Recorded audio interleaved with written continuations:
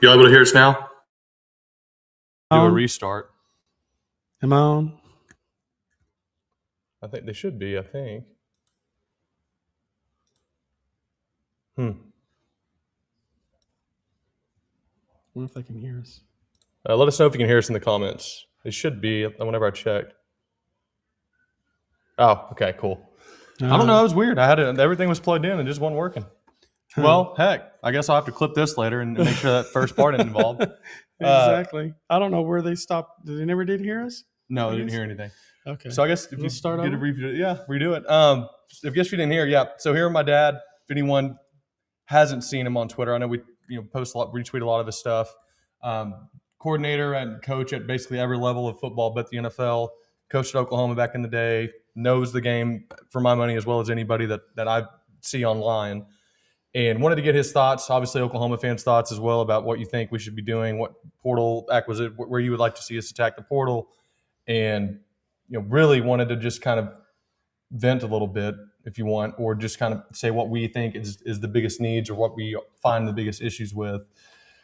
He made the quip funny enough at the beginning there of it's still a Sooner Smith show technically, even though Jen usually is my wife because his last name is Smith, so still works. But overall, that's funny. Someone said you need to teach Chad Tech. That is very true. I would be. Very true. Corrections 101. You're not lying. All right. Well, glad y'all can hear us now, Dad. Sorry, I'm going to ask you to start again. Tell me was it a successful season? And then we'll get into some general thoughts. But overall in the season as it pertains to Oklahoma, what are your thoughts on the year? I thought it was a successful season. We're 10-2. I didn't hear anybody say we were going to be 10-2. Maybe like the most. I think Stacy might have said 10-2, but it's like the rare exception, one of like 100. I would even think that. I think people that were really looking at the game and looking at our team and looking at our schedule were thinking more like 8-4. Mm-hmm. I mean, I got more 8-4 than anything. Now the pessimistic people were saying, "Oh, we're going to win 6 games because we're in the SEC and it's all hard." And I said, "Well, the schedule works out for us to have rest in between some of these hard games, and I think we have a chance to win more games." Now, I didn't think we'd win 10. I didn't. I'm one of those either. I didn't think we'd beat Alabama at Alabama. I looked at my friend, after the Alabama game, I looked at him and said, "You know what? We just won the game. I can't believe it." And so 10-2 was excellent. Yes, I'm disappointed that we're all disappointed that we lost last night and how we lost. That's crazy because it felt like it was the Alabama game switched from the home game in Alabama and then the home game for us, and it's weird how the stats were. Mm-hmm. But if you weren't at the game, you missed out. The atmosphere is the best I've ever seen or been a part of at OU Stadium. It was unbelievable. The light show, the music, the drones, 50 Cent coming out and singing, and it was just ecstatic.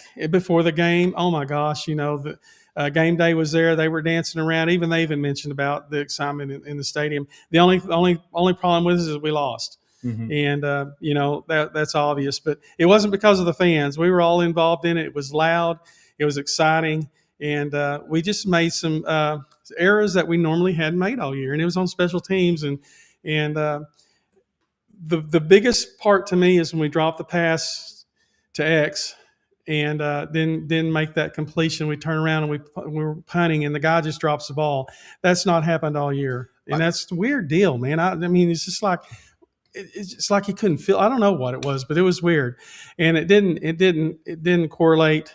It correlated for points for them, and then you turn around and you throw the pick six, which was crazy because there was, he threw it right to him, and he hasn't thrown it right to people. I mean, he's thrown it to people, but there was a receiver there, Mm-hmm. And it was just one of those plays. But and then he couldn't make the tackle to give our defense a chance to defend it, but.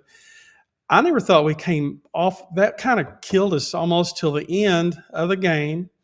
And I thought I keep saying that 50 Cent comes out and sings. It was unbelievable. Both teams, the coaches had to grab them to bring them back to the sideline because they were all dancing around having a good time. It was crazy, wild. It was a neat deal.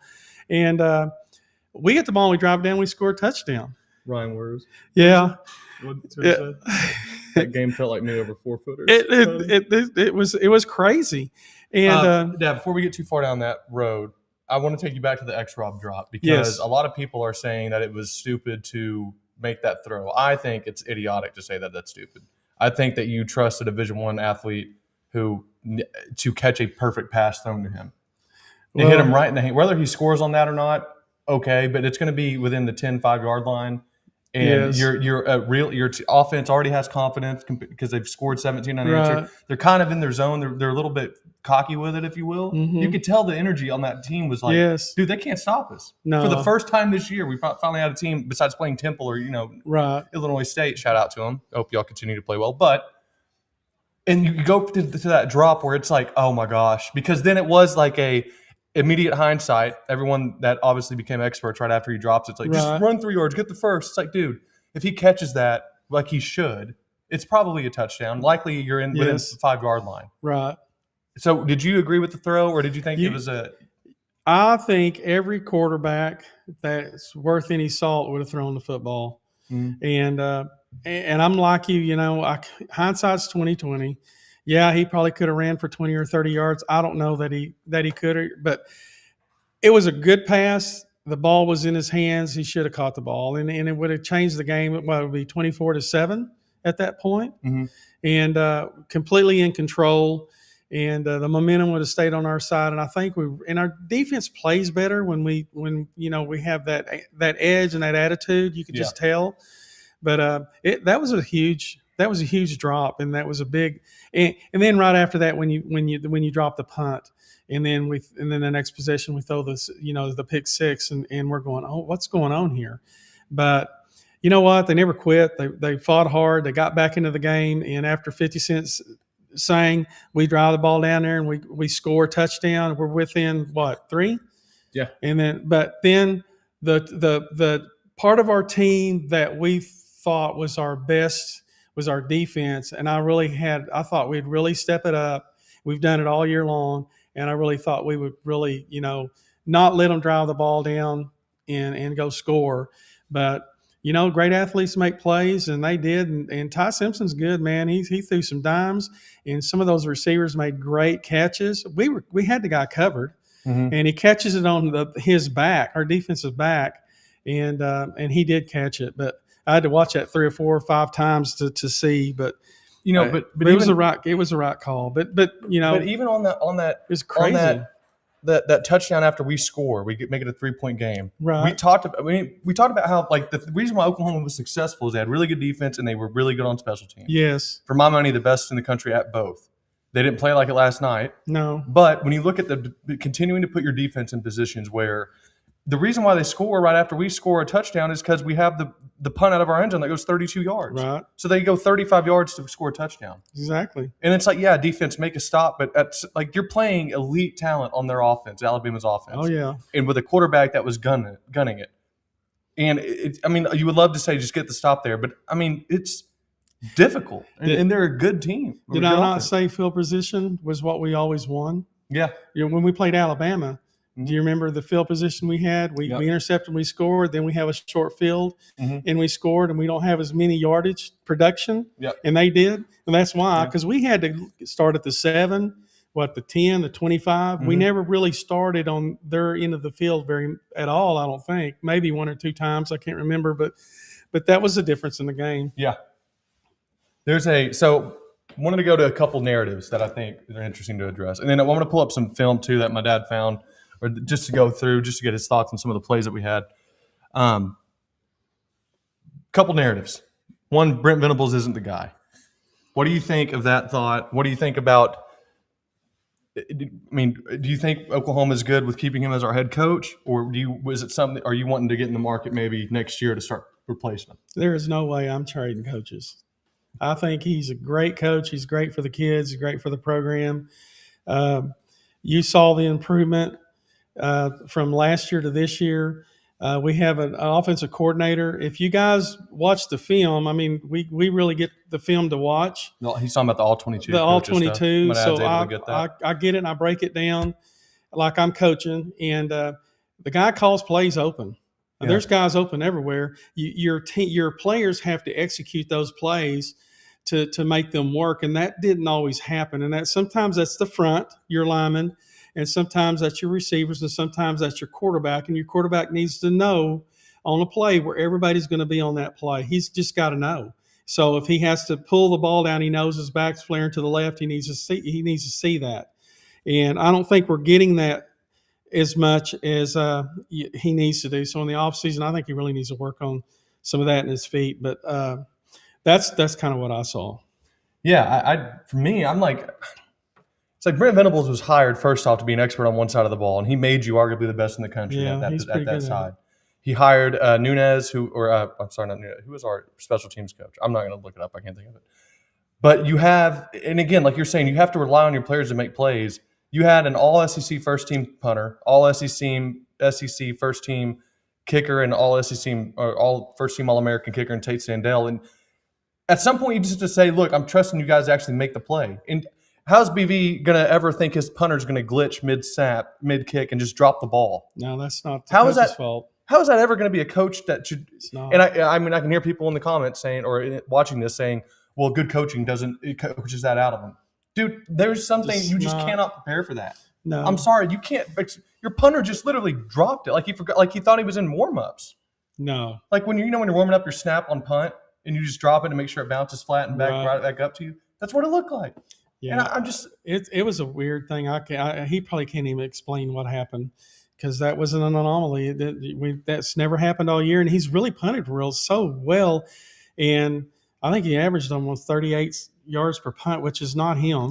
And he's the one that changed the field position for us to pin them down and to make them drive 70 yards. well, and when that's things the killer. and when things go wrong, they go wrong because his longest punt, 54 yards, is the play that Taylor Ryan gets called for the late hit. I know. And that gives them 15 extra yards on Cole Yes. Adams' little short return he had. We got some bad calls at the wrong time. I'm not saying they weren't legit, just saying the timing was terrible for our team on that one. But I love Venables. I love what he stands for.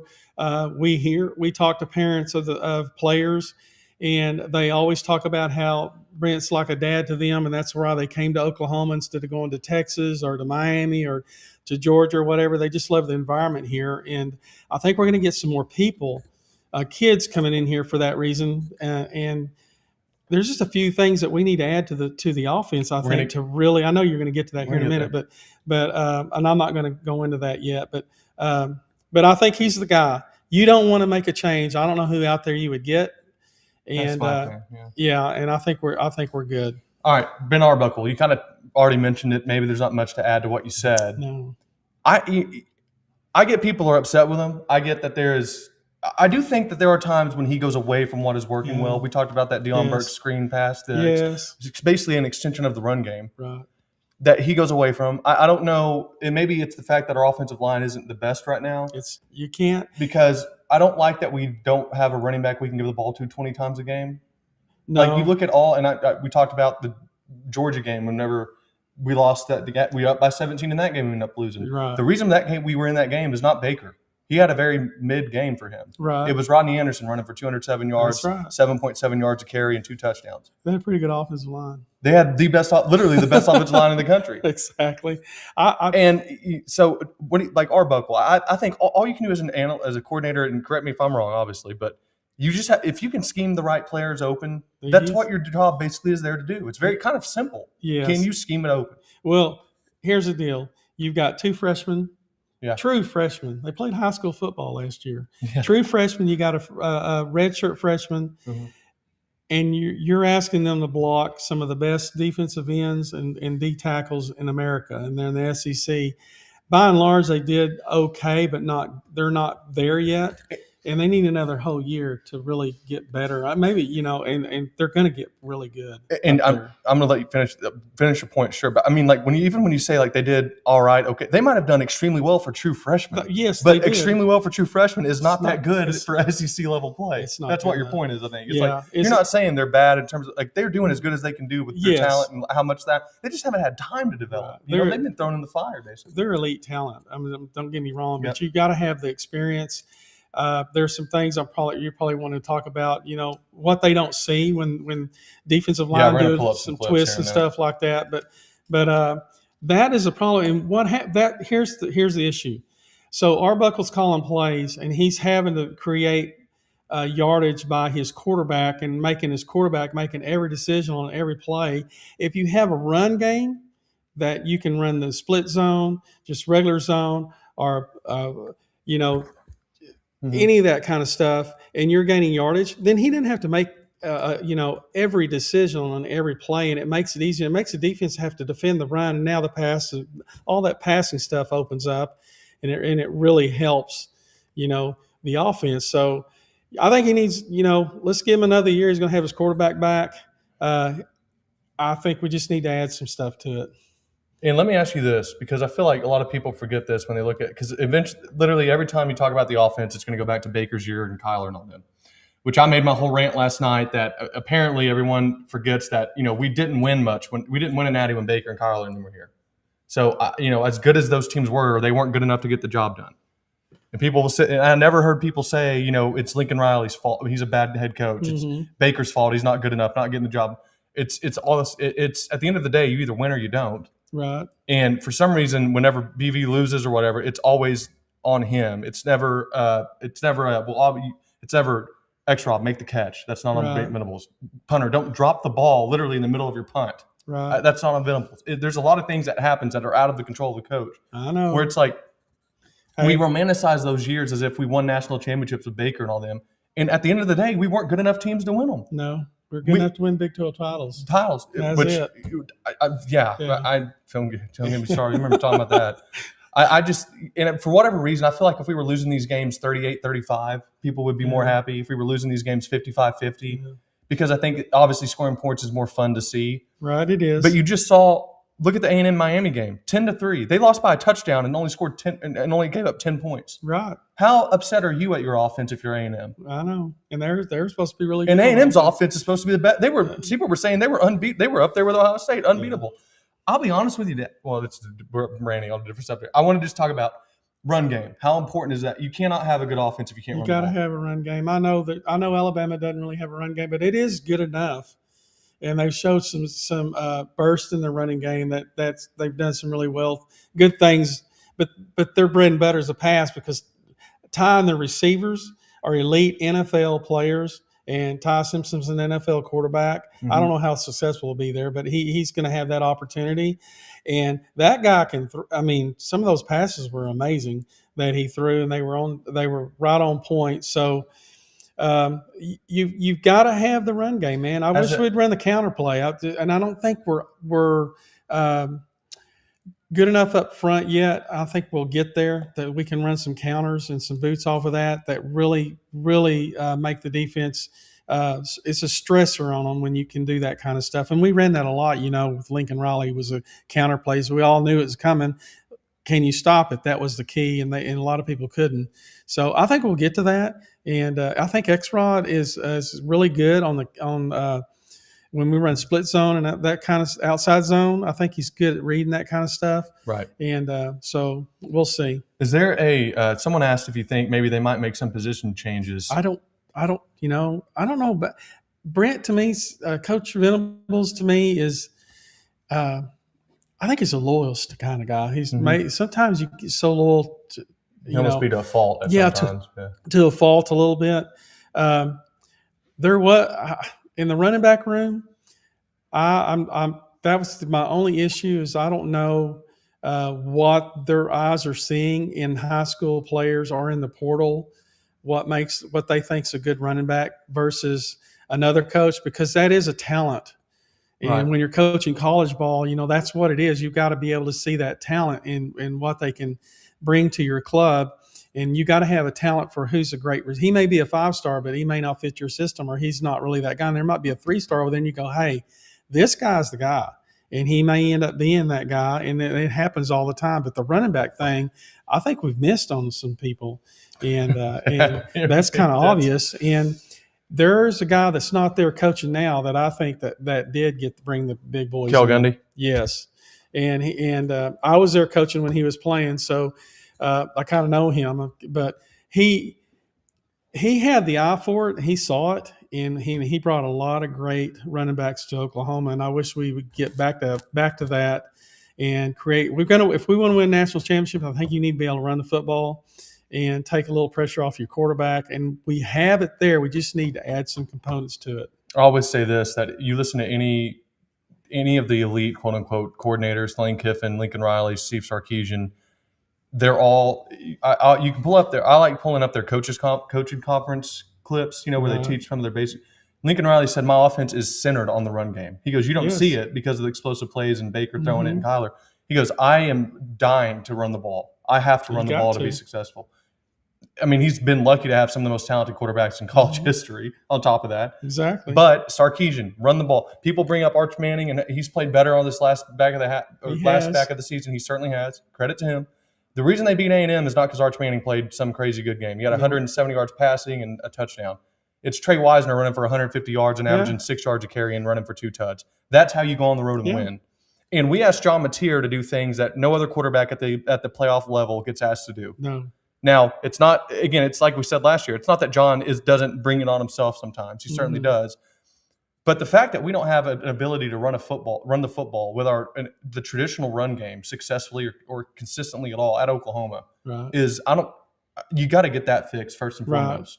And we'll get to what you think we need to add on the pool. Well, that goes back to, they're going to say, well, Alabama can't run the football, but they're being successful. Well, their offensive line's a lot better than ours. They're a lot better. That's not even close, and they can protect better, and they get 5 or 6 man protection there, and he can stand in that pocket and make those throws, and that guy can throw. I mean, you got to get pressure on him consistently for him not to. And we did, I think, when we first played him in the second half, we were all over him, and that's why he, did what he did. But and I think we got to have that here, and we will. And I think that one of the reasons, and one of the things that you always like when I was, so I'm just going to go feed into the point I'm going to make. But when I was in high school, my junior and senior year, my dad went down and coached like middle school so that he'd go to my games on Fridays. And one thing that he did is he really instilled on the middle school level, like the high school terminology, how they thought, how they spoke. So by the time those kids got to high school, there was no difference really. It was just adding on to their base knowledge. You see teams like South Lake Carroll that did this back whenever Chase Daniel and them were there. Todd Dodge talked about it a lot. You saw really the best teams in the country in high school will do this. Bixby, they are adding base level concepts at the middle school level, and then you are building on that. Terminology stays the same from 6th grade to your graduate year of high school, and you're just adding on to it as you get older. But that requires you to be playing football your entire year. Right. John Mateer didn't play quarterback till his senior year of high school. He was a shortstop until then. Right. I mean, he might have played his junior, but he was not some kid that grew up playing. Where Ty Simpson is going to quarterback camps at 5th grade. Right. He's learning how to read coverage. Now, again, if you're going to be the quarterback at Oklahoma, I can't just have that as an excuse for you. You got to figure it out. But all that to say, there are dramatic changes you can make year to year. I think so. There are guys will go from not being a guy to being a dude year to year. Like Fernando Mendoza was nobody's Heisman winner last year. And look at him this year. Granted, it's not like he had some crazy season either. He kind of won it by default, I think. No one really like had this crazy, right. He had one game of over 300 yards the entire season. Like you know why? They run the football. They run the ball well. Yeah, people don't see that. All they see is the quarterback throwing the highlights. Well, they run the football. That's what they want to do too. I mean, it's the same thing. And for me, it's I think John Mateer has to be, and you got to be willing to do this. Is you got to know where your faults are as a quarterback, and he is not good pre-snap really right now in terms of understanding where pressure is coming from. And Dad, I'm not talking about like the level that you would know it, but I mean like whenever I learned in middle school, high school, even at that even as just like basic understanding, if you're teaching another high school quarterback, pre-snap reads on where pressure is coming from. Like there are certain times when I think he just pre-decides where he's throwing it. Oh, yeah. And once it gets off schedule for him, like once it's not predetermined where he is going to throw it, I think he really, really struggles to trust what he's seeing. And it comes from, like with anything in life, when you first start something and your mind's going 100 miles an hour because you don't know what you're doing. And eventually through experience, the greatest quote I heard was Ryan Day said that the professionals, now I'm going to forget it, of course. Professionals like react to situations while beginners are learning the situations exist. Right. It's like Peyton Manning sees a cover 2 flipped into cover 3, and he's just reacting on the fly because he's seen it so much. So he knows where the hot read is or wherever he's where someone who's just seeing it is like, oh, I didn't know what am I doing? Where do I need to go here? And it's a totally different process. Slows you down, makes you timid, it makes you start aiming the ball when you throw it. Right. And for me, I think he just needs to get to someone that's going to help him with footwork because I don't know if you can change the motion in one offseason. I don't know if that's possible. I don't either. Josh Allen did it. I don't know if that's, again, I don't like doing that math because arguably the best quarterback in the world did it. That means that John Mateer can. But I think you can work on footwork. He's an elite level athlete. That's clear. You can work on footwork and you can work on just understanding the basics. And maybe if you're the guy teaching him, you start at the basics. You say, John, I want to make sure you know if you're going to learn algebra, you need to know at least addition first. Right. Like, if you're going to learn trigonometry, you got to at least know you got to know these building blocks of progression before we get to this level of what I think you even need to be at to compete in the SEC. But there are times when he is like you're talking about, and we'll look at the check downs.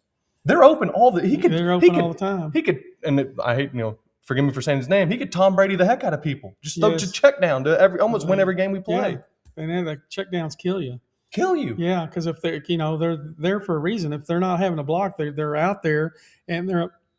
I don't know how many games we've had them wide open and we don't even look over there. I don't even know if he even thinks about the check down or if he's even being taught that. But going back to your high school days, I mean, all the camps we went to, and every summer and work the footwork and all that, and you're doing it with elite coaches, with elite NFL players and colleges, and that's what he's got to go out and want to learn and do that. And I'll bring in a guy, the North Texas the quarterback. Yeah, he needs to go use his Maker. Yeah, Mr. Maker, he's unbelievable, and the reason is because he knew he needed help, so he gets the best quarterback coach you can in America. Mm-hmm. If I'm John Mateer, I'm finding that guy. That's my first phone call today. He's the one from Mahomes, isn't he? He was Mahomes, and he's a Tom Brady guy. Yeah, because that guy, said, hey, that's the way. Hey, Tom Brady, you know what I'm saying? They help. I mean, he helped them, and if it was me today, I'd be on the phone and said, hey, I want to work with you. Let's work all the way through off season. And I've got to get my feet. I've got to get my motion and study film and know where my reads are. And he knows the offense. That's what they ran. But we just got to get better there. And I think some of that too is I hate to beat a dead horse, but our offensive line, when it gets better and you trust them, it makes you trust. You don't have your eyes down to the rush, and that can't happen. And sometimes that does happen. And once that happens, man, it's over, and that makes the games just miserable. I'll never forget, and I bet people in the chat can understand if you ever got up. I'll never forget my freshman year at Ardmore, and this is obviously, I'm not trying to say it's the same, and we're going through some questions in the chat here in one sec. But my freshman year in Ardmore, whenever I was playing up with JV, I'm sitting there like, dude, I say hut, and I'm just like trying not to get killed. It was so much faster than what you're doing at the freshman level. It's like I didn't know where routes really even were going to go. Like, I'm not. You're just trying to know where if you're going to get hit or not. So for John, I bet, especially someone that relied so much on athleticism at Washington State, when you're playing that level, he could just Kyler Murray people. Right. But when you're playing NFL talent every year, every weekend, at least with a defense that'll have a couple guys that'll get even Mississippi State will have a couple of defensive guys get drafted or offensive linemen get drafted. Right. And that really the difference for the SEC. But for him, I think so it kind of leads into this question of what you think the portal, if you were obviously, based on what you know, and that's all we can go off of. Where do you think, if you were in charge of portal acquisitions, what do you think are the biggest needs right now for Oklahoma? Do you go get a quarterback? Do you spend money on a quarterback, or do you focus that money in other areas, hoping to build up the talent around overall on the offensive side and around your quarterback currently? Well, the quarterback issue is we got some guys that we've signed that are pretty good, I think, and we need to. And if we can keep them, you never know how this NIL stuff works and how they move around. But I don't think the quarterback is what needs to change. I think what we need to add is we need a dominant tight end, one or two. And every good football team that I've seen, even today when we watched they had really good tight ends. In Alabama, Georgia, you name them, they've got them. And we have got to go out and find a Texas, yeah. A guy that's 6'6", 250, man, that can run and catch a football. I know I'm asking a lot, but they're out there. Iowa gets them all the time. They're one of the tight end university, right? Go to Iowa and just buy their tight end. Exactly. So that's one. Now, the second thing I would get is an NFL elite in the portal that's proven receiver. And, we have Satania's fast and all that, but we're losing Burks. It's in Burks, and we're losing Burks, right? But I think we need to go get a receiver, and I think we need to get one that's going to dominate somewhere, and I don't know where that's going to be, but those two are issues for us. I wouldn't mind getting another tackle. And I say that because we're losing Simmons. Simmons, we're losing Simmons, and I watched him play, and he did well. He played well. Yeah, it wasn't his deal, but we're going to have to get another guy in there that's got some experience around those young kids. But some people have mentioned maybe a guard because you're losing Fepechi Wiwu. Yeah, you probably need somebody in there, but I'm sure they're going to look at that. I hope they look at the offense a little bit and really evaluate what we need. And I think because we use the tight ends, but they're not really tight ends, and it's really not their fault. They put them in a position they can't be successful at. I think the plainest way to say it is your best tight end or biggest weapon this year was a former linebacker last year. He was really an H-back. He's not a tight end. No, he is an H-back. Now, I will just say, patting myself on the back here, hate to do it, when Ball State's tight end Tanner Koziel came out and he caught Eddie passes for 1,000 yards and 12, 15, I think maybe 15, 18 touchdowns last year, I said, Might be a guy Oklahoma needs whenever we are struggling with tight ends. Everyone called me crazy. They said Arbuckle doesn't use tight ends. I said, well, any SEC coordinator that's ever been successful has said you have to have a tight end. And maybe Arbuckle came here and was like, I was wrong. Yeah. Because you had a chance to have, by the way, he goes to Houston because everyone's like, well, he's at Ball State. What is he going to do? He's another, I mean, I don't want to overstate it. I mean, several touchdowns, several 100-plus yard games. Been a beast, and we could have had him. We didn't want to spend money on him. Exactly. You know, when you put a tight end, and he's a 6'7" kid, 6'7", 260, runs a 4.6. He's a beast. If you got a tight end that can block and also receive, it really messes with your defense. It evens you up, and it makes it a little tougher for you to do some things when you have that tight end, especially some of those teams that have 2 or 3 tight ends. When we used to play Iowa State, they had all those great tight ends, and it caused problems for us because they could run and catch a football, but they could block in the running game. So it really puts pressure on your defense when you have those guys. They're valuable. Every NFL team, they all have the big tight end, and it's a comfort zone too for that quarterback when you have that 6'6" guy, 250, curls up there in the middle, and he can wall them off and get that ball caught. And I think that is, for me, that's the number one thing I'm going after is that. And then I think the wide receiver, and you got a couple of offensive linemen. You know, I don't know if there's anything on defense because of what's coming back. Just depends on who we lose in the NFL. Right. But, you know, all that could change, or whoever might leave. You know, we don't know that either. It's all up in the air. But as of right now, what we have, that's what I'm going after. And boy, I would love to see that tight end. I think it would change everything on our offense and give people a lot of problems and take some pressure off of Mateer, so he didn't have to run the ball all the time, have to make every and you know, I don't know that there will be any running backs out there yet, but one we got was a bust, so I don't know if we need to go that route again. Yeah, and maybe you think Jonathan, the Hatton kid we have coming in, and then with X-Rob and Blaylock coming back, you think that's enough? I would like to get one guy that's at least had production. Right. Here's a guy, the Shawnee kid from North Texas. Yes. If he doesn't go to Oklahoma State, he's big. Now, he knows how big he is. Big guy, and even then, I'm not saying he's going to come here and be a first-team All-SEC. He might just be, but to add depth that's proven. Yes. I would rather get that over a guy that's like a 4 or 5-star recruit that hadn't played yet, but he's on a roster somewhere. That guy in North Texas is preferably. Good. He's real good. I want to get some questions here. Thank y'all for being. If y'all don't mind, we have 300 or 516 watching currently. Thank you all so much. If y'all don't mind liking the video on YouTube or retweeting or commenting on Twitter, it just helps get the video, pushed out more on Twitter, and selfishly that helps us. And if you don't mind me saying that, that's so funny. By the way, this is Wurzy over here, Wurzy on Twitter that said that game felt like me over 4-footers. Ryan's a really, really good golfer, by the way. Yeah, not as good as me, but he's pretty good. Ryan, that's a 1-footer for me. Love you, brother. Fire the whole offensive staff. Weston, I get the frustration. Absolutely, I get it. We kind of hit on this earlier. Sooner RX. I don't think we can fix Mateer's mechanics in an offseason, but he has to focus on getting his feet right before he passes. 100% agree. Yeah, that's part of the mechanics, though. It felt like, I think this is a good point by Corrections here, 101. He says, I feel like we got up 17-0, and after we were so used to being in close rock fights, they kind of mentally checked out and put it on cruise control as a team.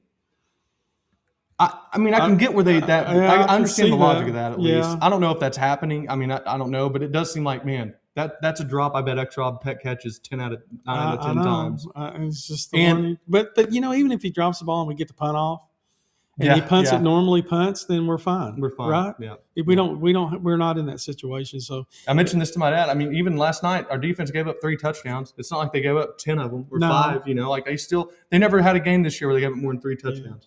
Guys, that's crazy. It's SEC. You gotta. Where you get beat is in special teams and turnovers, right? That's a great way to put it. And that's what it is. And we did it, and they didn't, and they end up winning by 10. And you said this earlier. It was a flip of the first game. Yes, it was. It was weird. Yeah, that legit flip. Pick 6 for Bama. The block punt. Go look at the numbers. They're almost the same. We beat them in everywhere, but the most important thing, and that's the score. Yeah, the only one that really matters at the end of the day. Exactly. I think our offensive play. I think it's our offensive play calling, but I judge Ben Arbuckle until his 3rd or 4th year. Again, I think that's in a preference of opinion. My dad is looked at the all 22 film. There's certain things open that I think John just needs to be better at seeing. It's going to be open pre-snap. Some of that's on him, but again, Arbuckle does. When he goes away from X-Rob in the Ole Miss game when we're killing it, and all of a sudden we're gashing him. X-Rob's running, he's grinding, and then it's just draw material left and right. And you go, why, Ben? I'd love to go in the office to talk to him about it and see why, and watch the film and tell me why'd we do this. And I'd love to know what his thoughts were on that, or if he goes, I messed up, I should have just stayed with it. And I'd love for you to take me with you. Yeah, I know. Ben Arbuckle, free advice here by someone who knows the game. It would really be. It'd be interesting to hear his perspective on that, but because you don't know what's going on and you don't know what's happening within the team because there's something going on for him to go away from it. You think, but I'm like you, man. If something's working, we're gonna run it till you stop it, and you can't run it every play, but you know what I mean. You keep coming back to it. Well, he has the blue and red pin. Yeah. And for those who missed why he has it, the blue pin. If we have a play that works well, he circles it with blue pin or dots it with blue pin. A play that's terrible that he's like, we just don't have the matchup there. Right. He red pins it, so he doesn't call it again. And I'm like, you have to have seen this work early in the game. I don't know. Go to your blue pin plays. Maybe he's colorblind. I don't know. We just gotta. But I don't get it either. But. And let me ask you that. He is young. I always say Lincoln Riley was his 6th year in coaching before he got the reins at Oklahoma. Mm-hmm. He's in his going to be in his 5th year, or was just in his 5th year now. There is some learning that comes with that, right? Yes. Especially whenever you take a jump from Washington State and that level of defense versus the highest level in college football. Right. He's learned a ton. And do you think the biggest difference for them is just mute that real quick? It'll play on the microphone if you can. Do you think the biggest difference is just speed, or is it more size? Do you think it's both? Both. They're big and fast. Big and fast. And it's that scene in Friday Night Lights where he goes, "They're fast, they're big, they're strong, and they're fast." Yes, and that's the whole problem and difference. Caleb Downs said it. Yeah, well, when you play it where he was playing, I don't think his decision making was having to be as quick. Mm-mm. You know what I mean? Mm-hmm. As fast as they are in the SEC, even in the Big 12, I think it's better anyway still. But in the SEC, it just changed everything, and it speeded everything up. And it took him a while. And I think he was better this last game with some of his, except for one, but some of his decisions were really good. The game started to slow down a little bit. And when that happens for a quarterback, good things start to happen. But not soon enough. I think he'll be better next year. Right, I do too. He's got to be better. We got to make a change, but I think he'll be better. OU Outsider. Oh, I wanted to read Amarole. Thank you for your comment. It says Arbuckle needs to incorporate the running backs into the offense a heck of a lot more. The offense is too QB centric. Yeah, we agree. 100%. OU Outsider said, I didn't think the offensive line was an issue yesterday. They were certainly not their best. Whether they were the main reason why we lost, no. I mean, they weren't. Like with anything, everyone had a part in it. Right. Even Mateer is as good as he played at times. Obviously, the pick sixes you can't do. You can't give free points. No. And you do that with a team like Bama, you're done. Yeah. Well, they did it against we did that to them and we win the game, right?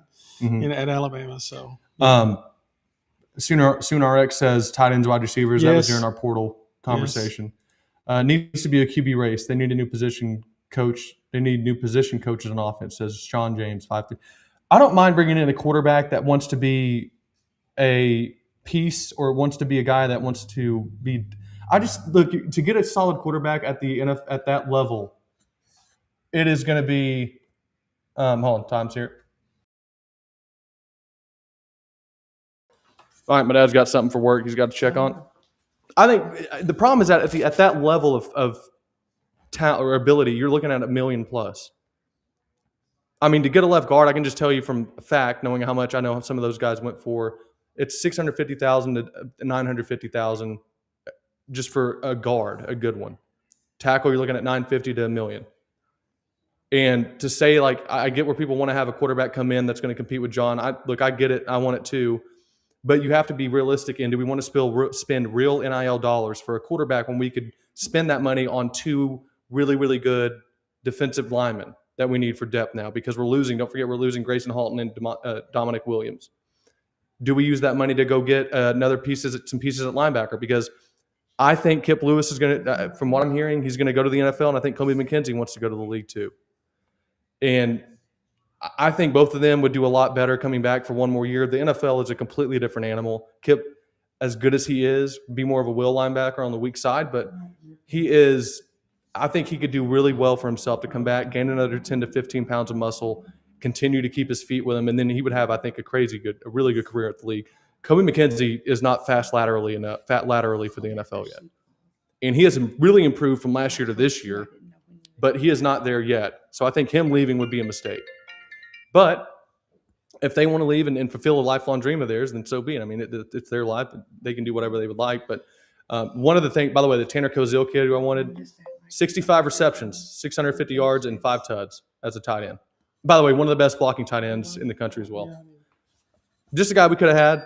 Thought it would have been a big pickup for us, but apparently, we didn't need it, I guess, from this year. You're good. I'm curious where, and maybe you can throw it in the chat here. There's so many people that talk about this coaching staff and want to get rid of certain players.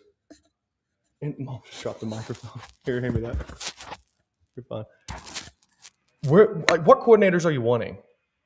Because I get annoyed whenever it's a statement of we need to get better position coaches, we need to get better players. And again, I said it last night, it reminds me of what you hear in politics a lot right now with the debates. It's vague statements set as fact to make you believe an opinion of theirs is true. It's the trust me, or it's the they said that this was going to happen, or it's the they're out there. It's always this shadowy figure in the corner that no one knows. Who is the coordinator you're getting? What is their scheme, and why is it going to work in the SEC? By the way, don't forget you're going to have to pay the buyout. He's going to want to get his own position coaches. All of your coaches now have to get their buyouts. Some of those agreements will have mitigation clauses that require them to go out and search for employment before you have to pay the full amount. That's what James Franklin had at Penn State. That's why Virginia was able to offer him what he did, and Penn State was able to get out of their buyout of I forget how much now, 50-ish million probably, if I could remember off rip. But Sean James makes a point here. DeMarco has yet to turn one of his own high school recruits into a 1,000-yard rusher. That's a red flag, is it not? It is. Listen, we talked about it earlier that it is a red flag. Now, to be fair, it's not like he's had the best offensive lines to run behind. His running backs have had to run behind either. Now whether that's 10% of the problem, 20, 30%, that's up to opinion. I'm going to just for right now, I'm going to say the biggest indictment to me for DeMarco has been that your youngest running back each year has been your best. It's not the running back you've spent the most time with. It's the running back you've literally spent the least. Last year, it was Xavier Robinson, who was on your practice squad until week 7, week 8. This year, it was Torrey Blaylock. Why is it that the guy that spent the least amount of time with you is your best option right now at running back? Why is it you get the 5-star number 1 running back in the country that doesn't even want to play football in Taylor Tatum because he wants to be a baseball player? Why is it that whenever we are going into every game, we have an inconsistent number of reps given to each running back? And again, I only go back to what we had to hear from Talby Walker when he goes to Wisconsin and has the great year he had last year. He said, it didn't, at Oklahoma, you could have a 100-yard game, and the next game you get 2 carries. And that's frustrating for a running back. And I offer this only to say that I think it is fair to criticize DeMarco in terms of his rotation, because I do think that Arbuckle and them, and Arbuckle's talked about this in press conferences where he says that, look, the way we run this is I tell him that I want to run certain personnel or schemes, and DeMarco sends the guy he thinks works best in there. And there are times when he wants certain players and he'll overrule DeMarco's decision and get the running back he wants in at that time. But there are a lot of times where it's just DeMarco wants the certain person in. And for me, I just don't get why. I just don't get where if you're the coach that you are touted to be, and he's a great recruiter, there's no doubt. He's signed really good guys. But where is that translated into really good production? And it goes back to your point, Sean, I think. And Sooner Cowboy says, bring back Kel Gundy. Look, Kel Gundy, he was just a good coach. He wasn't even a running back. He was just a good coach. Coach receivers, coach running backs, knew what he was doing. And that's the thing, by the way. Funny enough, Oregon's offensive line coach, known to be one of the best in the country too. Only know this because shout out my friend Gavin, who's a O line coach over in Arkansas at oh my gosh, I can't believe I just forgot the name. Played at Harding, by the way, in college, but at Conway, sorry. Um, that lineman is like 5'6". That O line coach is like 5'6", 140. He never played offensive line in his life, and he's one of the best in the country at coaching offensive linemen. Never played it in his life. He just studied the position, learned it, and now he teaches it. It's hilarious if you ever look up the video of him coaching the players. Sooner Cowboy says let BV go. I just disagree with that. I think now it depends on expectation, right? I think it's fair to be upset with the game last night, not upset with the season as a whole. For me, next year, and I'm just going to go on record with this now, my baseline is the semifinal playoff. I think they're going to be that good. That's assuming we get a Kip Lewis and a Kobe Kinsey to come back. Because if not, if Owen Heineke doesn't get his additional year from the rugby season at Ohio State, you're looking at Samuel Masigo as really your only returning linebacker. Now you're going to have what's the tall kid that Wine? It's like a Ween or what? Forget his name now. 6'6" kid that's on punt and on kickoff. But really, you're going to need to get a lot of depth. Maybe that might be a position you hit in the portal as well, because you're going to need depth there, especially if Owen Heineke doesn't get his additional year. Which NCAA, earn yourself some goodwill. Be easy on these things, man. You're getting killed in the NIL unfairly. By the way, NCAA is getting unfairly criticized in the NIL era. I've talked about it on previous shows. Long story short, they are told by courts they can't do anything about it. People get mad at the NCAA for something they literally can't do anything about. That's long story short. See, and Sooner Cowboy again, DeMarco and Joe John should have been gone. I don't disagree with you. I mean, I think that we got unlucky with the Caden Helms injuries, because I do think he was a kid that if he was given just healthy years would have put on 40, 50 pounds of muscle and been a Jermaine Gresham type athlete for us. Now, as good as him, I mean, who knows? But he would have been a guy. Not the defensive end Taylor Wine. I'm talking about he's like number 16 or something. Look, he's a linebacker. I don't have time to. No, I'll try to look it up. I don't want to do this live though, because I roster. Let's go to Control F, LP. Oh, of course, it's going to be. I don't have time to look it up. Go by position. Oh, okay, just by position. One sec. It's going to bother me if I don't find it. Is it? Sorry, Taylor Heim. That's it. Taylor Heim. And that's my big deal. Is you got to find either convince and you're going to have to pay Kip Lewis. Fine with me. I don't care. Pay him. He's worth it. But yeah, for me, they're going to be good enough to go. If they're not in the semifinal, it's a failure of a year for me. That is the base. That is the stage. This year, I thought we'd go 9-3. I thought 9-3 off a 6-7 year in which you're going to lose. You lost every receiver that was a returner for you last year. You lost basically everybody that you lost offensive line and brought in some new guys, having to start true freshmen. At some point, it gets to where you just didn't have the bodies last year to be competitive. Next year, you're going to have. We can just start offensive line. You're going to have your starting center back. You're going to have your starting guard back, EPL. You're going to have Michael Fasusi. You're going to have Ryan Foje. So you're going to have to replace Bechi Wiwu. You're going to have Mateer back. You'll have your running backs back. Satania will probably come back. You're going to lose Deion Burks, but you'll have Jermichael Carter. You'll have Giovanni Gibson. You'll have Elijah Thomas, who didn't get much run, but I think he's a talented kid that's going to end up being a really good player for us. And then on the defensive side of the ball, you'll lose Gentry Williams, who obviously, Lord God bless him, just didn't have much for us this year. You're losing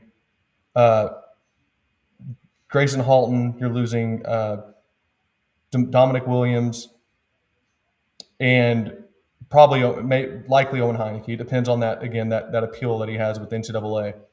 But that's it.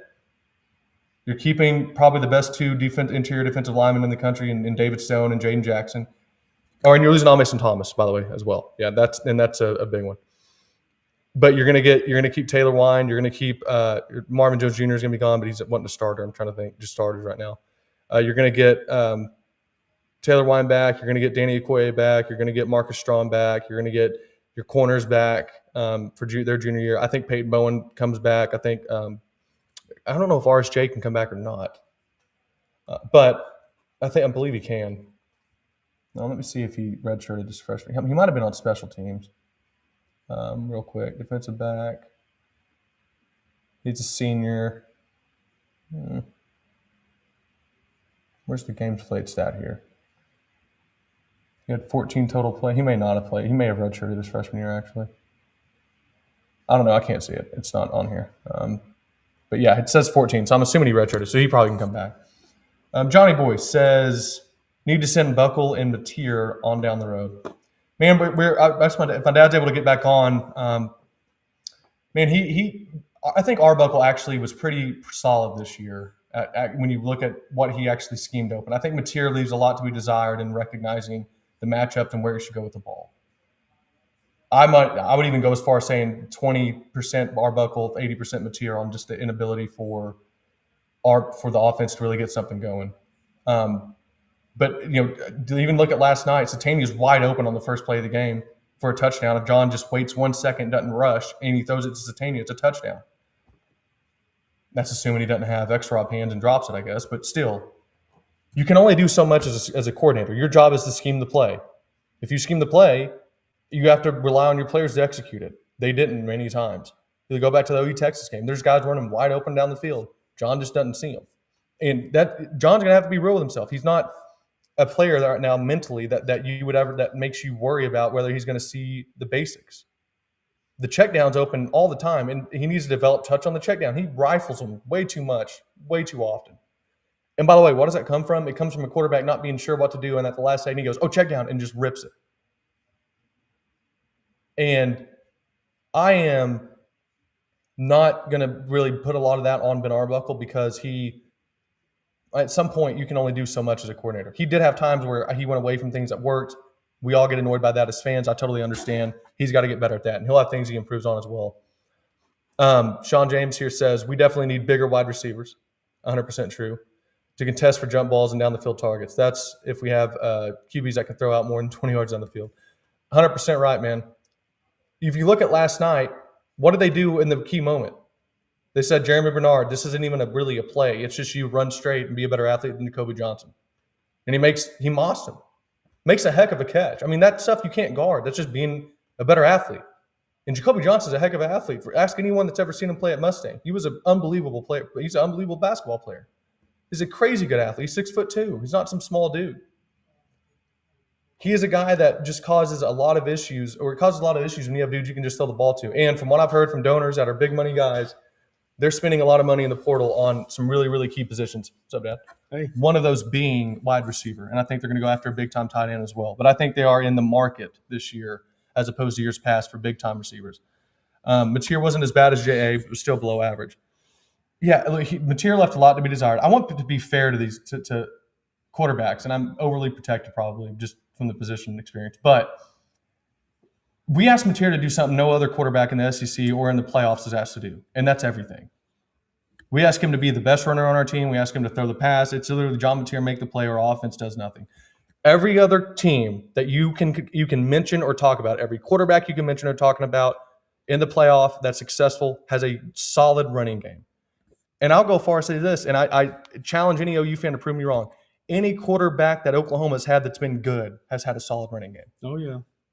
Make sure it's always good. Baker Mayfield never had a good year without a good running game. Kyler Murray never had he had 1 year, had a good running game. Mm-hmm. Jalen Hurts had a good running game. Caleb Williams' year, they had a really good running game. Right. When the running game fell off, you saw the offensive statistics fall off. Yeah, they did. You look at the 2023 year, good running game. Now, Mm-hmm. some of that's quarterback led by Dylan Gabriel, but it is what it is. I am someone who, should they go after, Jimmy Satterfield asked if they should go after a portal quarterback. And then I want to get to some clips so my dad can go over them real quick, and I think we can learn some stuff. We talked about that earlier, and it's so much money to get a good quarterback. You're looking at on the minimum, and we're talking for a guy that isn't even that good of a productive, that isn't even a guy, you know? Mm-hmm. I'm not talking a Mestamaker or one of those players. Right. I'm talking a guy that might have been a G5 guy that had good stats, solid, but nothing crazy. $750,000 probably. And you're talking exactly. how many you could go get a solid linebacker out of the because you're probably going to lose 2, maybe 3 this year. A couple of them. Yes. Go get some help in the interior D line and some depth pieces because you're losing Grayson Halton and Dominic Williams. Right. Maybe go get you another corner because, well, maybe not actually. Corner's probably the least of it. But go get you another guard maybe if you can find one. That's good. Now, guards will run you $650 from what I've been told. Right. But that's money that can be spent elsewhere, but I think they need it. And I think Center Cowboys has a good point here where he's like, no, we get a wide receiver, O-line, D tackle, and LB in the port. I think he's right. Yeah, tight end as well. Tight ends, big time. That Koziel guy, I don't know if you heard me say the stats, but last year he had 65. This year at Houston, 65 catches, 650 yards, and 10 touchdowns or 5 touchdowns. And on the comment, it's like best blocking tight end in the country ? In the draft this year. Wow. And it's like, of course, he was there for us to get. Would have changed probably our offense. But, oh yeah. All right, let me bring up some of this stuff real quick because my dad was watching this earlier, and I think his eye for it is just better than a lot of people's that I know. And I just wanted to bring up some of these plays. Let me go down. Oh, I don't want to do it there because I accidentally click exit. That would not be good for any of us. Boom, boom. Okay, now let me go to share screen, entire screen.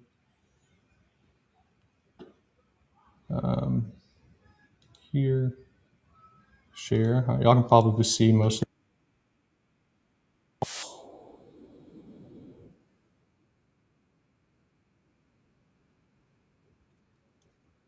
Make this small here. Sorry for those listening or wondering what I'm doing. But I wanted to put this up here. All right. You should be able to see most of this. Hopefully you can. Hopefully it shows up. Let me show. Do this real quick. Make sure people can see it. Sorry, I'm going to have to get rid of the comments. All right, y'all should be able to see that. First thing I want to talk about, what is this? What is this? Oh, it's a great catch. But when we look at kind of how we started here, and the environment was insane. Yeah, it was. Great play there. Good blocking overall, this is an insane catch. Deion Burks. Best game he had since Michigan. Yes. Ended it on a high note. Yes. And I think, Oh, you got a foot down. All right. A lot of that's because they were, taking Staney out of the game, trying to. All right. What are you seeing here? Tell me if you guys are able to see this real quick. I'm going to click back over to the live. I'm having to do this on one screen and share it at the same time. But are y'all able to see that? Is it pretty clear? Let me know. Hopefully it is. Good run here. Yes. Good cut. Yes. You'll live with this all day. Yeah. Good blocking up front. Let me go full screen too. You'll live with it all day. I don't know if we need to show this. You got, what is this first? All right, high advancement. 3rd and 2, quarterback run. Solid. Again. Solid. Good. The safeties have to come up and make that play. All right.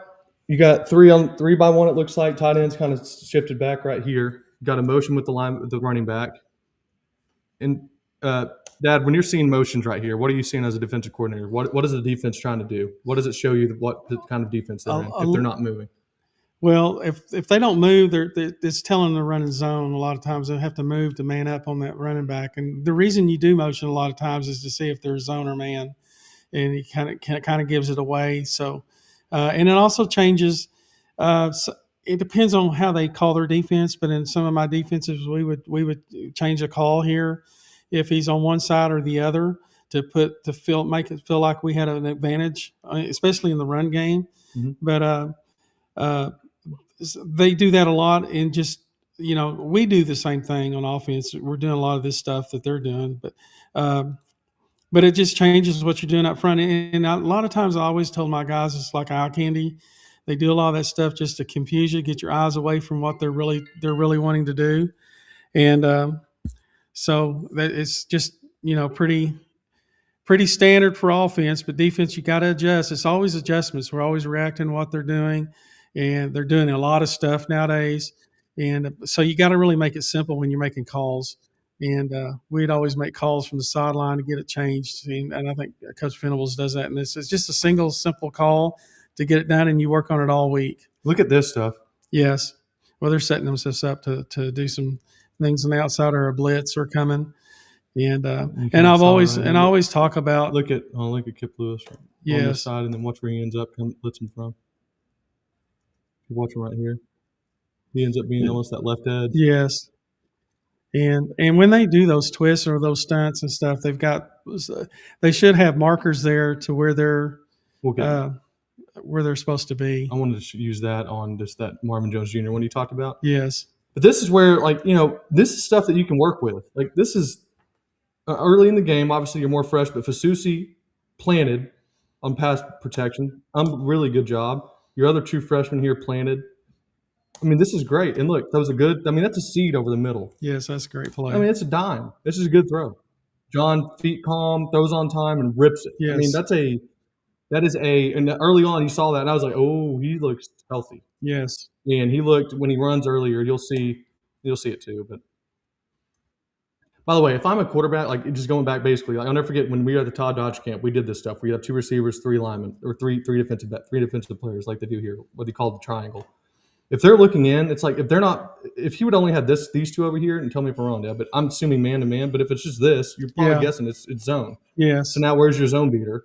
Especially whenever you see this guy already dropping and going out to the right towards the numbers, Jermichael Carter's coming right in behind him, and it's right in this open area, and look, rips it. Boom. I mean, that's exactly how the play is designed. Yep, you hit it in the hole. This is probably that 1-2. Let's see. Oh, it's a QB draw. Looks like good block there by pin and pull, some of that stuff. I'll just pause. Oh, good. Golly, I thought he was going to score a touchdown on this. Not this play, but hey, good job by Caden Helms getting there. This one right here, whenever he throws the little check down, little screen. By the way, I was yelling this to T. I was like, watch the screen. John Mateer had thrown 45 screens all season in a struggling run game. Yes. Arch Manning's thrown 79.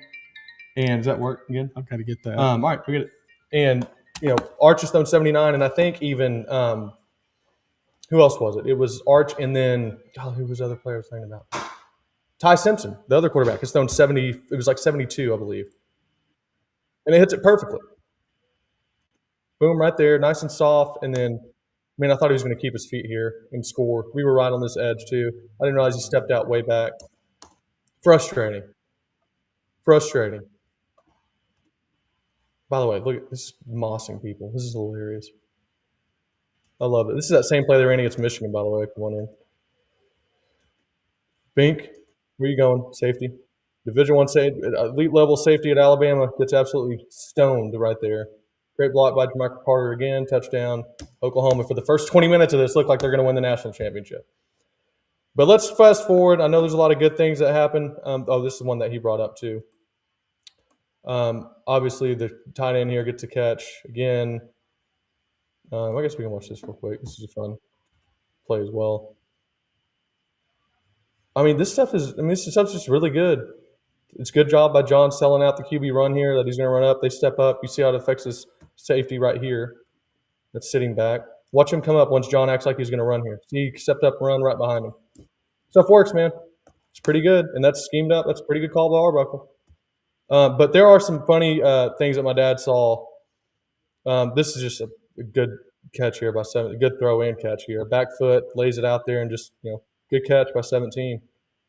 Guy that just came out of absolutely nowhere. Hadn't had a touchdown all season, and all of a sudden just has 2 touchdowns and looks like a world beater. I think this is tight end over the middle. Yep. Perfect throw. Perfect, just, again, tough. And then this is the touchdown play, I believe. Might be wrong. I think it's 17 again for touchdown. No, it's not. No, I think it's the next one. 17 right there. Yeah. Look at this guy. And I was like, well, maybe he came up after. By the way, Peyton Bowen, you got to make that tackle. Like, what are we doing? Like, this has to be a tackle here. We had been the best in the country at open field tackling. They forced 2 missed tackles the first matchup against Oklahoma. 2. And now it's If I'd have to look at forced tackles on Pro Football Focus, but it's definitely more than 2. But look at this replay. What do you see? I don't know who messed up here. My dad was telling me earlier, and I'm only saying this because, again, I'm repeating what he said. This guy, linebacker here, should not be blitzing. Because by him blitzing here, you have 2 to defend 3. No matter what Peyton Bowen does here, he's wrong. And really, we're lucky he threw it to 17 because it was the only player we had really the chance to defend.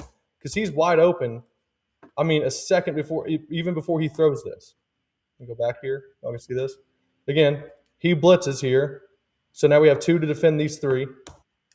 He's going out to get the bubble route from behind, or the flat route, which is what he's supposed to do. Again, Peyton's coming up because he sees him throwing it here. But even if you'd stay back with him, it's still almost a walk-in touchdown. And again, you got to make that tackle. So do you, Kobe. And they scored. But there are certain things they just have to get a lot better at. And I don't know if it's sometimes you saw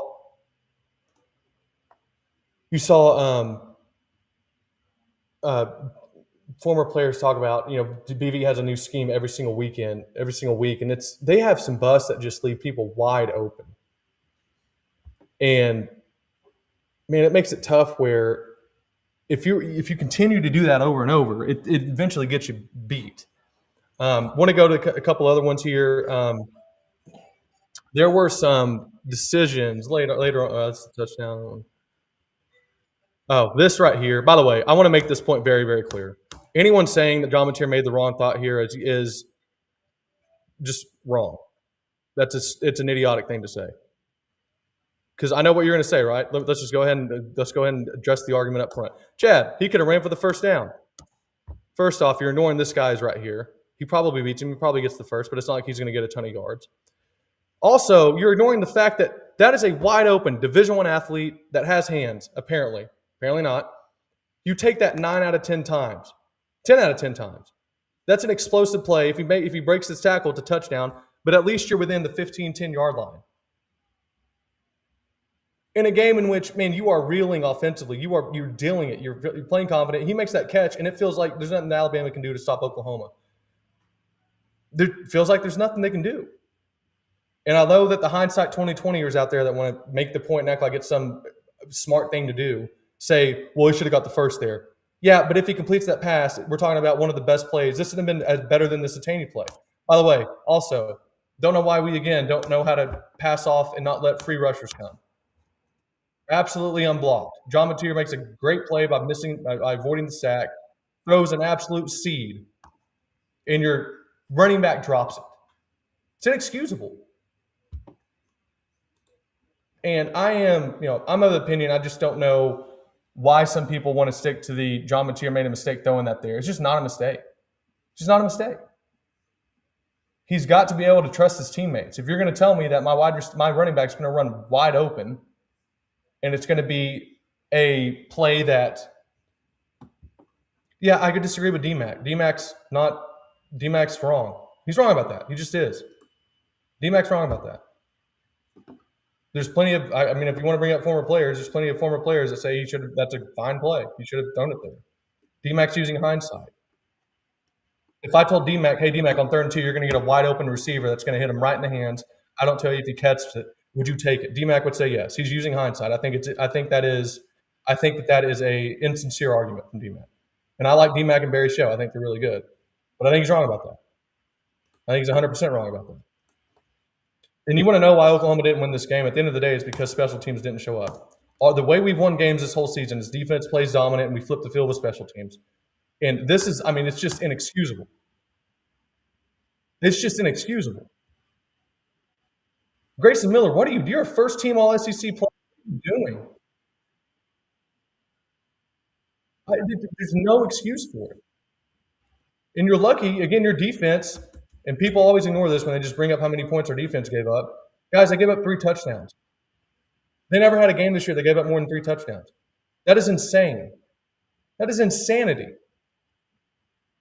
Again, you give them they get the ball on the 5-yard line. They have to go 15 yards for a score here. I don't know what else you want them to do. They have to go 15 yards. Our defense holds them to a field goal.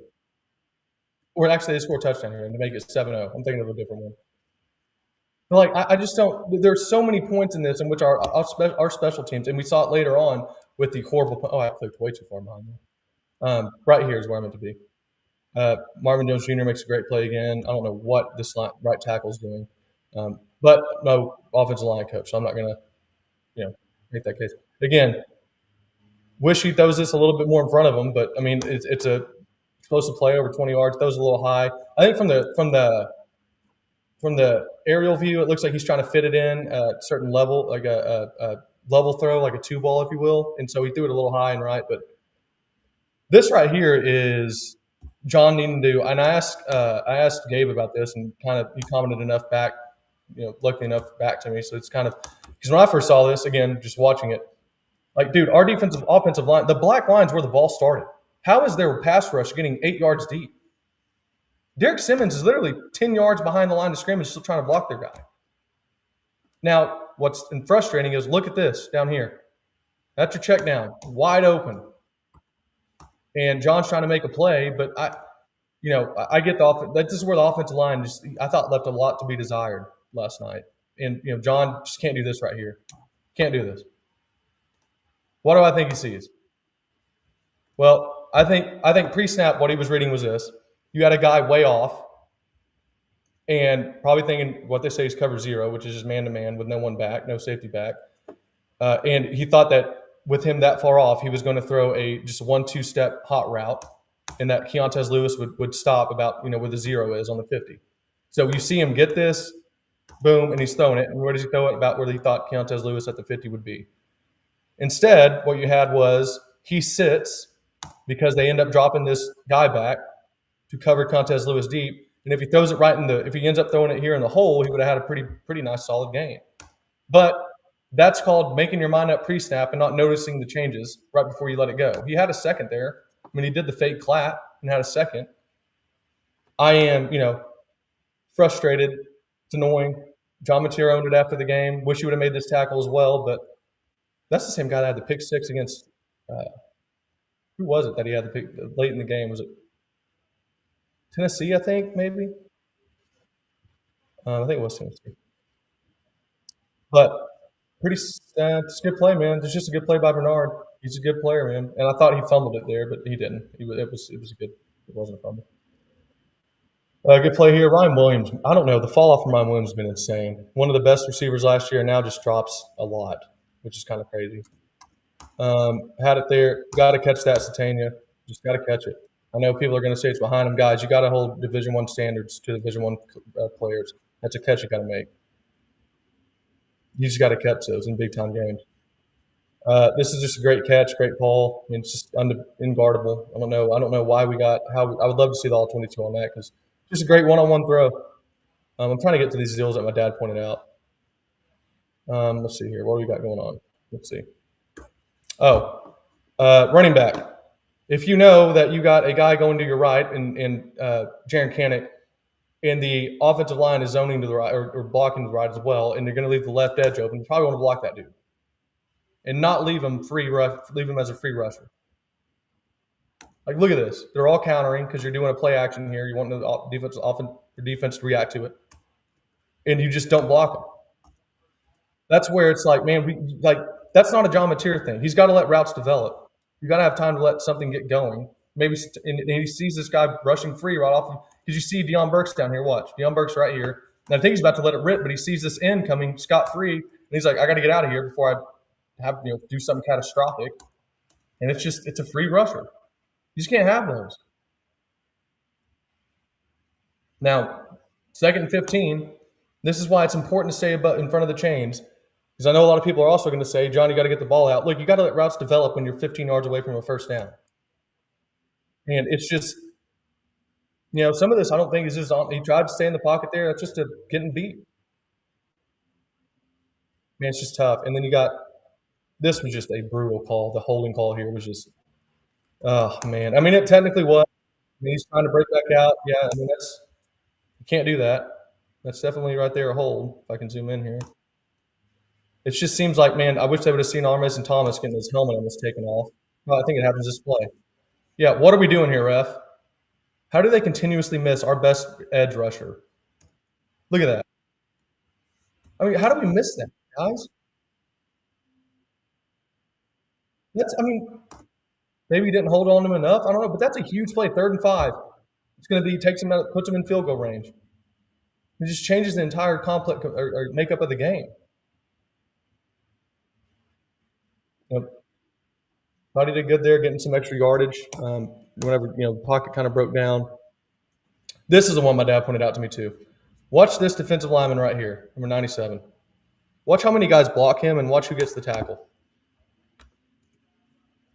Watch how many block him and watch who gets the tackle. Yeah, 1-2 on him right now. And somehow he still gets the tackle. He beats both those guys, splits them right down the middle. Now, I thought a very gracious spot at the time. I mean, that's to not even get a mark on that is, hey, look, I'm not going to complain, but man. Now, this was a pretty good, I mean, it's a pretty good job by Blaylock here to be continuing to keep his head in the game. And good job by Mateer to get rid of it and give him a pass that he could catch. Big first down on 3rd and short. Let's see here. What else we got? I think this is the play to Burks, I believe. Yeah, this was awesome. This is a great throw. Great throw. Watch his footwork. Still stays in the pocket and rips it. Steps through. Awesome. Burks looks fast, man. That looked awesome. Good touchdown there as well. Oh, you see it here especially. Watch the anticipation. Really, really cool throw. Again, another hole shot. And one thing, man, Mateer has all the arm strength you need to be successful at this level and at the next level, in my opinion. He's just more consistent. Pop's coming back. Let's get these last few clips out, and then we will. If you have any questions, you want to make any points, we'd love to hear them. But making the point at the deal on Burke, you're fine. He's got calls from work today. He's got to take manager problems, Dad. Yes. All right, defense is kind of where we needed you. What a play! What a ball! But you were saying, let's talk technique here, Dad. What is he doing right here on this? You were talking about running to a spot. So when you would coach defensive blitzes here, you would say run to your cone, not to a man.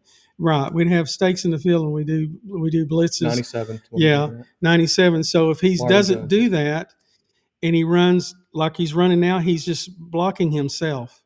So really he should be running inside of that stake and not where he's going to be. He should be coming right off the butt. Yes, and he needs to come flat and then up the field, and then he's going to what we call rip technique underneath with his right arm and get his shoulders down, and he'll rip right through that and give Ty a problem. So you think it was, and that's getting pressure on him. Yes. I mean, that's open. So you're saying the blitz should have been. I wish I could do like little. I know if we could draw it up, I could explain it, but show it a little bit better. So I'm trying to use my mouse here. You're saying he should come flat and then up. Yes. Yeah. Right off the butt of Grayson Halton here. He's about to do. He goes outside, that's Dominic Williams. Sorry. He should be. He kind of is, but he should be a little more patient. Maybe he's got to be up inside of him, and he may blocking, but he's got to be up inside. See the lane he's creating here for him to even run. So that lane is supposed to be filled by. If I could, where's your back button here? Right there, and then space. Good to go. So, yeah. So if there was a match, I hate to be graphic. If there's a match sticking out right here, he needs to go by it and light the match to get right up the field. Yeah. Okay. Yeah. So that's what needs to happen. He's coming over here, maybe to block him because he's coming this way, but then when he dips and rips through him, he's liable to split it and get to Simpson. They did it to us later in the game. It was really pretty. We didn't pick it up, but instead they did this a lot this year. And he's coming here and he's mulling up, and those two are in the same gap, and it creates a running lane if he doesn't throw it. And he's running forever. You're helping them block you. Yeah, so he's blocking himself right there. He should have all the time. He should have thrown at least with the guy in his face. Yes, should have been the guy in his face, and that's just stuff that has to happen. That's just you give him credit. This is a heck of a throw, man. Yeah. Throws it to his outside. For quarterbacks out there, you'll know exactly what I'm talking about. Right between the numbers and the out of bounds. Yes. Honestly, even better because you're almost to the hashtag on the edge of the field, which is right. It's unguarded. I mean, that's just going good coverage. Great throw, man. Good on beat you. It happens. It does. Look at that. I mean, what do you do? What do you do? It's tough. This stuff happens. Now this is where Oklahoma kind of shines.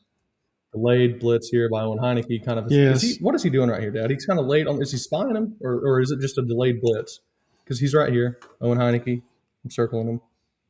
Watch him the whole time. He kind of. It's not a blitz. He's kind of watching, sees it open, and now he's attacking. Yeah. It's one of those. I don't know what their call is, but it's like a delayed blitz. A spy will do the same thing. Dad, my bad. I'm just got to zoom in on this because, my gosh, our Mason Thomas. Yeah, he got held all night. What is that? Can someone explain to me what this is? It's called holding, people, and they do it all the time. He's on an island in front of him. Yeah. What are we looking at, Rack Judge? I don't know. What are we looking at? I was screaming at during the game when I was watching that. I was going, what is going on here? He gets held a lot, and they never call it, and I don't understand why. Let's go. Fast forward a little bit. Did you get the one on the trips when you're wide open? Oh, this the one that we messed up on. No, it was 2 defending 3. Yeah, did you show that? Yeah, I can go back if you want to talk about it. I think it was right here. Yeah, it was. Yeah, right here. That we can't be. What's his name? That's Kendall Daniels. Yeah, Kendall Daniels. He's got to be in the coverage here. He can't do this. When you see him kind of look confused here, like look at him holding both his hands up, not sure what the call is. Yeah, I don't think. Do I have him or what? And then I don't know why, but he just decides to blitz. I don't think he doesn't. And plus, run it back. Plus, it's when you got empty set, you usually have special calls versus empty set. You either you usually do blitz, you get after the quarterback, but you got to be sound here. Somebody's got to either manned up all the way across because it's tough, and if you're going to zone it, then you're not going to get the blitzes that you want out of it to force him to throw the ball quick. But this is not covered. Matter of fact, he threw it to the guy that we wanted him to throw it to because we should have made the tackle. But yeah, we'll watch it here. But watch Kendall Daniels not knowing, and then that's the guy still got to make tackles. We got to make the play here, and they had the guy in the end zone for a touchdown. I mean, easy pitch and catch. Heck of a play by 17. Yeah, he showed out last night. That's for sure. You'll see here what my dad's talking about. He blitzes. Now you have 2 defending 3, like you were talking about. It's not going to happen. Yeah, I don't know why Ty didn't see that, but maybe I don't know. You just don't know what they're saying. But I thought 80 was. He loves throwing to 80. That's who I thought he was going to throw to. My gosh. Yeah. I don't know where this kid came from. He looks like Jalen Waddle out there. Yeah, he had a heck of a football game. Just came out of nowhere. Frustrating that seems to happen for some. All right, this is what I talk about whenever the blue pin, red pin plays. Yes, that's a good play here. Look at the formation we're in, and how it takes everyone off the line. Well, of course I can't. But I mean, blocked up, good throw by Material, his upfield shoulder to let him kind of get his momentum going off the catch, get you like 15 yards, and we don't run it again the entire rest of the game. No, it's a good play. I just call me crazy. I don't know. I feel like I'd want to do that if I were them, but. Boom. Oh, this is where we saw it. We don't need to go back this far, but no. Again, Dad, I just think that's to say he shouldn't have thrown that is just asinine to me. I will never understand it. If they do that slow replay, you can see it goes right through his hands, right between them. This is where we were earlier. We're gonna have to wrap up here soon. Yeah, I got you. But I wanted to show some of these like later on. Like the Eddie Pierre Louis pick, deal it. Oh, this is where we talked about. I think he did catch it. But watch the catch. But like this was definitely a catch. This is the one where he caught it. This is amazing. Yeah, I think he was down with the ball in possession here, and then he pulls it out. That's what they're going to say. But I had to watch it a ton of times thinking he didn't because we had it too. Look how unsure this ref looks. Yeah, he's just waiting to see maybe. Yeah, right here. He's not sure. The thing is how he caught the football. Here we go. I'm going to show it. It's impressive. Look at that. I mean, that's just God, that's just. I mean, guys. We're all over him.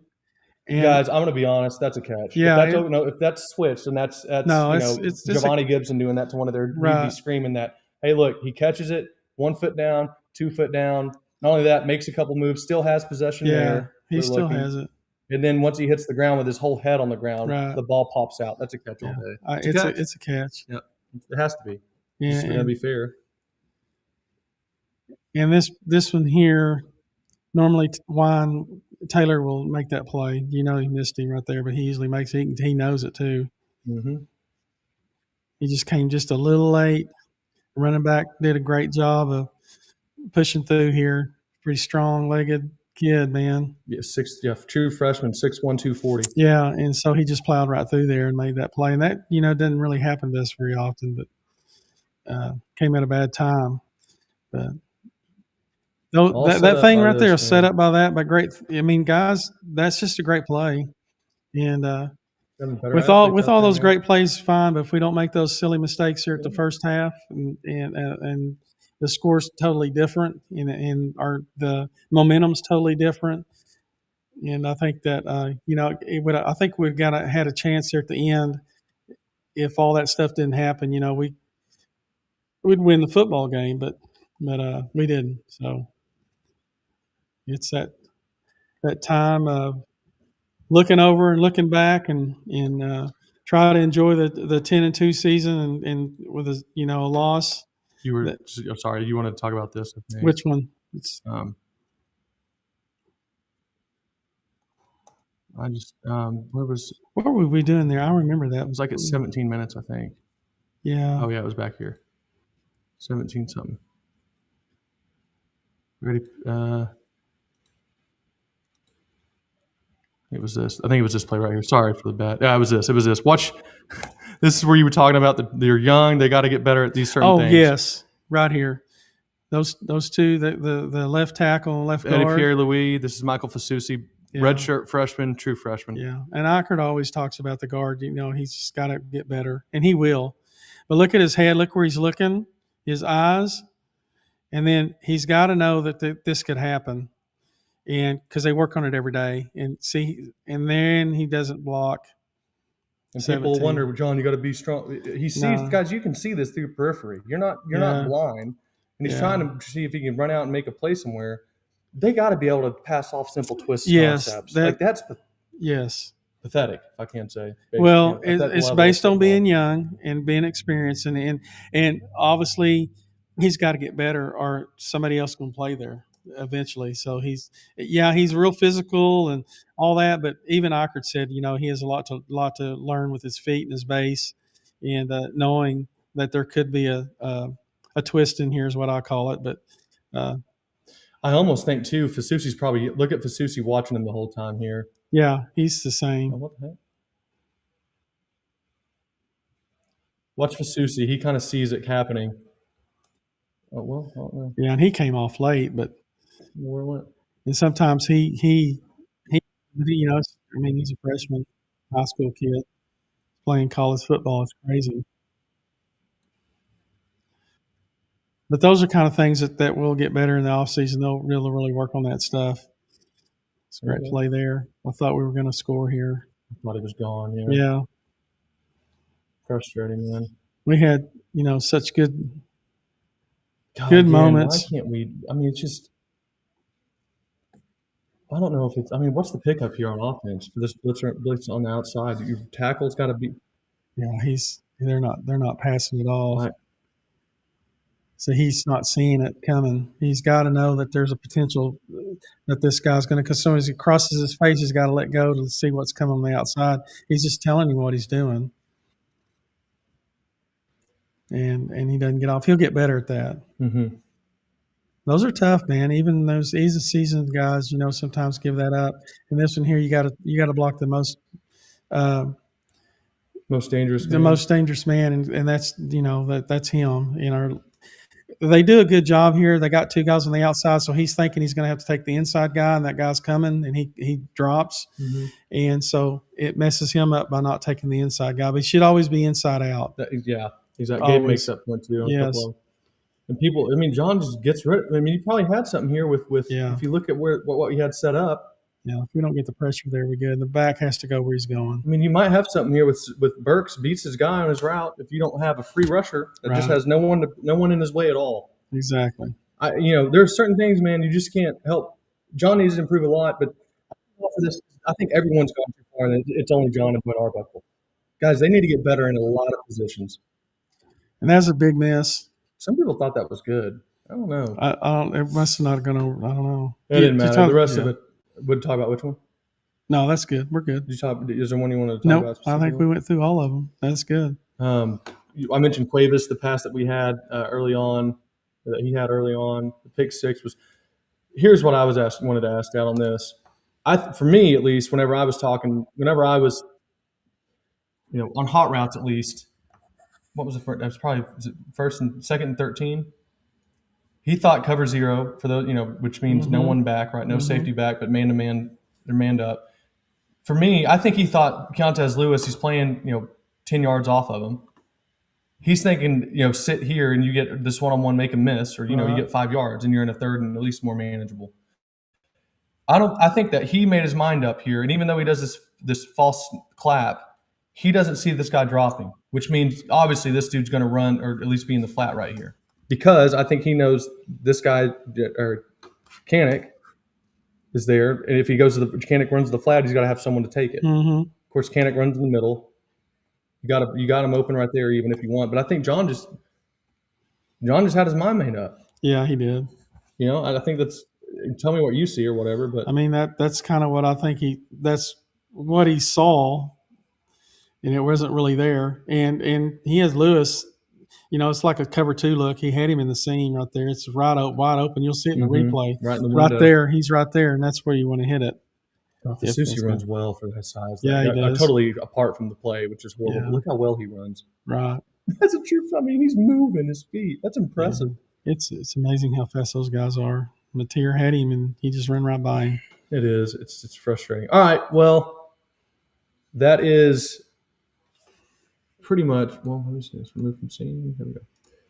That's pretty much kind of what I want to talk about and go over. I mean, I know that there's a lot of people. We had 1,200 total. That's awesome. Thank y'all so much for joining. That's really cool. I am excited. I'm disappointed in the game. Yes. Happy about the season. We got a lot of really good things to work on to build off of.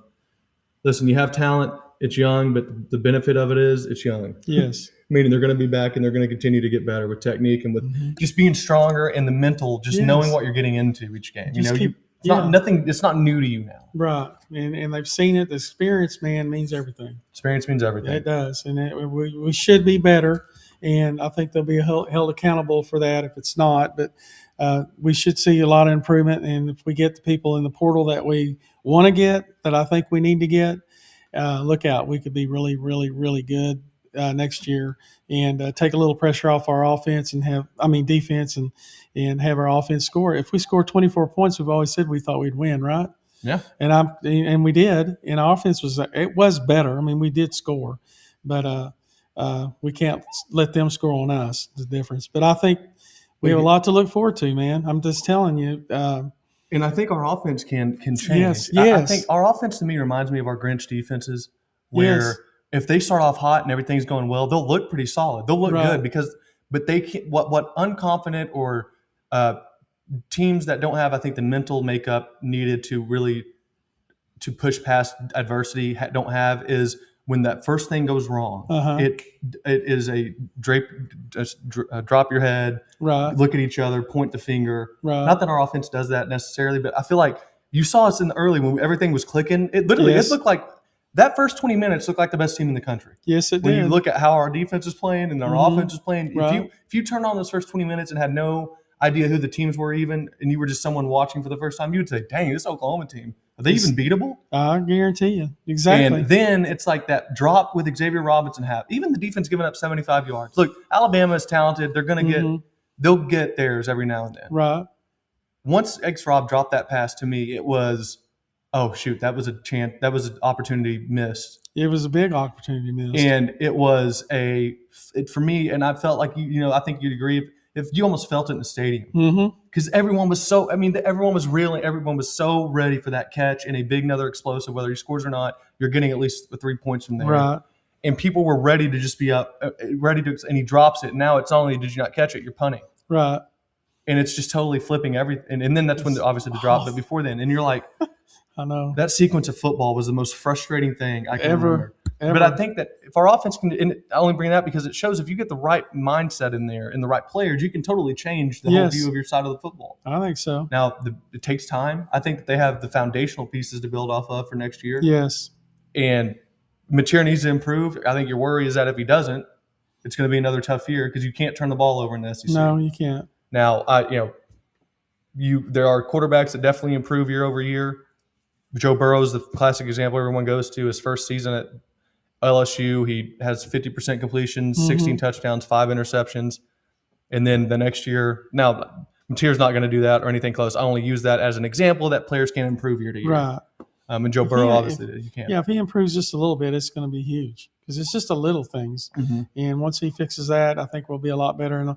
And once he trusts that offensive line and get a running game, then life's going to be a lot easier on him. We'll be really successful next year when that happens. But yeah, I'm ready. I'm ready to go on, move on, and look forward and see what we get in the portal and see how things work out in the spring and what we're going to have next year. I hate this time of the year because we're not playing, but frustrating. It's frustrating. But hey, we're 10-2. I know the loss was not what we wanted, but we exceeded expectations that a lot of people put on this football team. And then when we made the 10-2, I still heard a lot of complaints. So it is what it is, So. Yep. We're never satisfied. Oklahoma's never satisfied. Neither are the coaches. They won a national championship, obviously, and we all want one, and that's what we're striving for. And I see the foundation building that way. Yeah, I really do. All right. Well, thank y'all for joining. 1,246 viewers total. I really appreciate it. If you're wondering, Ole Miss is up 24-3 on Tulane right now. Actually, closer than I thought it'd be. Funny enough. You make sure they lock. Harding is losing 21-28 to Ferris State with just third quarter just started. That Ferris State Harding game is going to be cracked. So if you're looking for an actual game to watch, it's going to be competitive. That one, ESPN2, watch it. That's Division II championship. Guys, that's a great game. Right Montana versus Montana State, 16-20 right now. Montana has the ball. Philadelphia and Washington. Don't know why we're playing NFL football on a Saturday, but some idiot had an idea and that got approved apparently. Yeah. 7-3 Philadelphia right now up on the Washington, should still be the Redskins, but Commanders. Other than that, Dad, thanks for joining. Yeah, I know you have thanks work. for having me. Yeah. This offseason, I'm going to trying to find stuff to talk about on Mondays when football isn't going on is tough. So I'm going to try to if I can figure out a way to get a mic for you like this or a way for you to be able to FaceTime, or actually I can send you the link and be able to look at some plays, Right. That'd be just talking about basics, like Sure. Here's what you're doing in this situation, why you're doing it. I think that'd be fun. That'd be fun. Maybe like a members access or something. There you go. But y'all rock. 1,250 is the final number. Oklahoma, sad loss. But hey, got to build off of it. Can't live and stew on it. You got to just realize where you got to get better. We got to move forward. All right, thank you. Till next time, y'all stay safe. Boomer. Sooner.